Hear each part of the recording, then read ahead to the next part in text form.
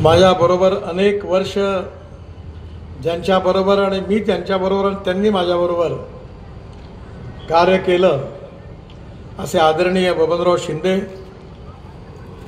बबनरावनी जेवढ्या सन्मान्य नेत्यांची नावं घेतली ती सर्व आमच्या महायुतीतील सर्व सन्माननीय नेते मंडळी आणि माझ्या बांधवांना आणि बहिणींना.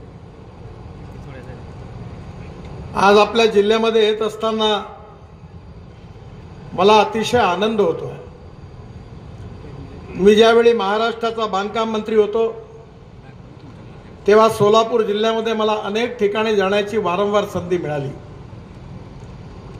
मला आजही सांगोला परिसर आठवतो की ज्या ठिकाणी चुकूनही हिरवं कधी काही दिसत नव्हतं.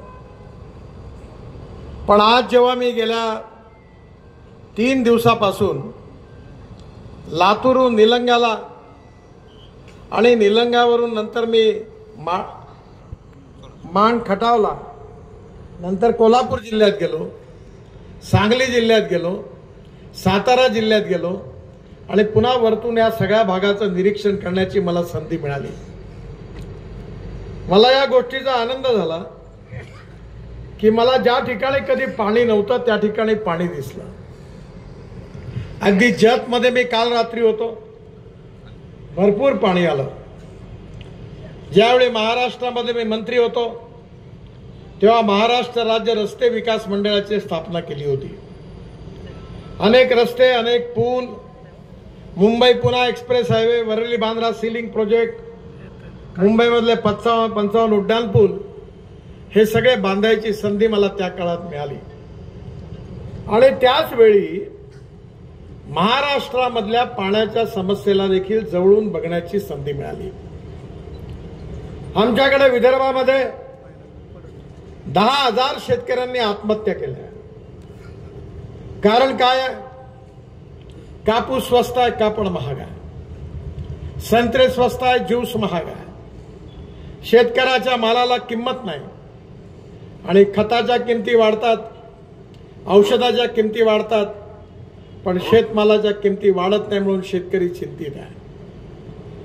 आणि म्हणून या सगळ्या परिस्थितीला बदलवण्याकरता आमच्या सरकारने जो निर्णय घेतलेला आहे तो सगळ्यात महत्त्वाचा आहे. एक गोष्ट लक्षात ठेवा की तुम्ही धोरणांना मतं दिली आणि योग्य नेतृत्वाला मतं दिली, योग्य पक्षाला मतं दिली तर तुमचं भविष्य बदलल्याशिवाय राहणार नाही. तुम्ही बघा, मागच्या वेळी रणजितसिंग नाईक निंबाळकरांना मतदान केलं. मला आपल्या महाराष्ट्रातल्या जनतेने, मी पण निवडून आलो, मोदीजी निवडून आले आणि आमचं सरकार आलं, मी बांधकाम मंत्री झालो. म्हणून मी आता बावनकुळे साहेबांनी सांगितलं की 10 लाख कोटी रुपये मोदीजींच्या सरकारने महाराष्ट्राला दिले, त्यातले 6.5 लाख कोटी रुपये महाराष्ट्राला मी माझ्या विभागातून दिलेले आहेत.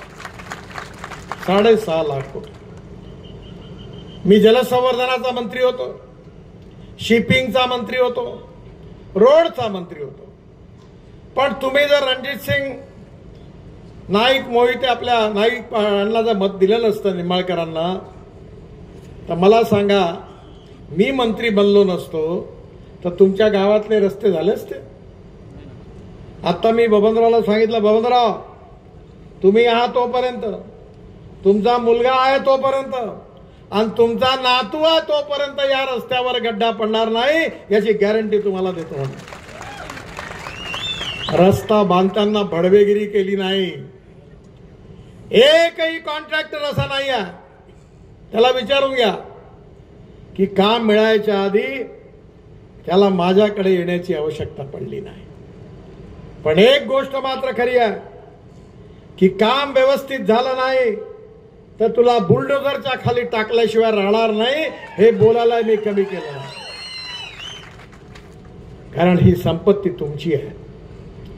आणि म्हणून या जिल्ह्यामध्ये हा दुष्काळी जिल्हा म्हणून प्रसिद्ध आहे.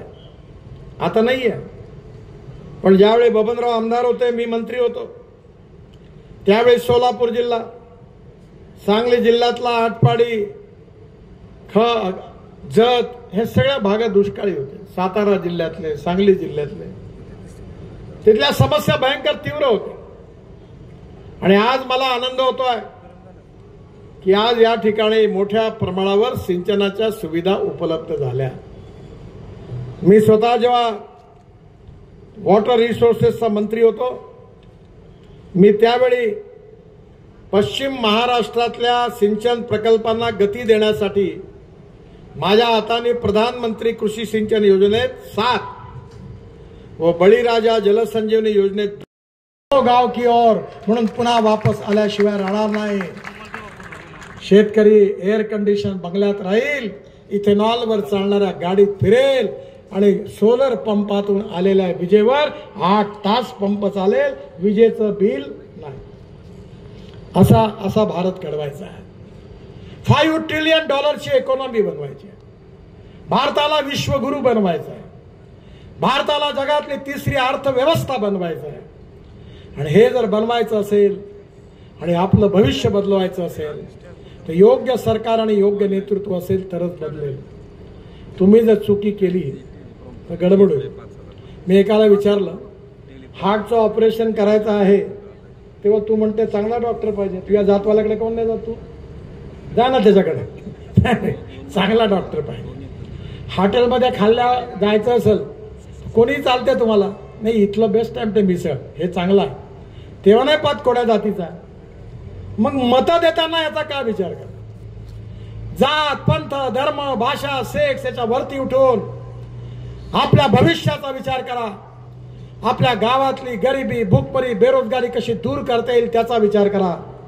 आपला सर्वांगीण विकास कसा होईल याचा विचार करा.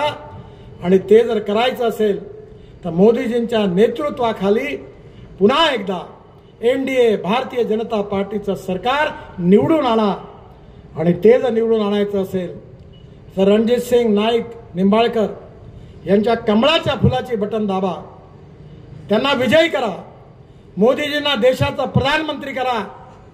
जे काँग्रेसने 60 वर्षात केलं नाही ते आम्ही 10 वर्षात करून दाखवलं. जे केलं वो तो केवल न्यूज़रील थी, सही फिल्म शुरू होना बाकी है. तुम्ही जर आम्हाला आशीर्वाद दिले तर हे बदलतं चित्र तुम्ही 10 वर्षात पुढल्या बघाल. आणि भारत विश्वगुरु बनेल, जगातली महाशक्ती बनेल. त्याकरता तुम्ही रणजितसिंग नाईक निंबाळकरांना आशीर्वाद द्या, आम्हाला सगळ्यांना आशीर्वाद द्या अशी विनंती करतो. आणि एवढ्या उन्हात तुम्ही या ठिकाणी माझं भाषण, आमची सभा ऐकण्याकरता उपस्थित आहात. तुमचे खूप खूप आभार.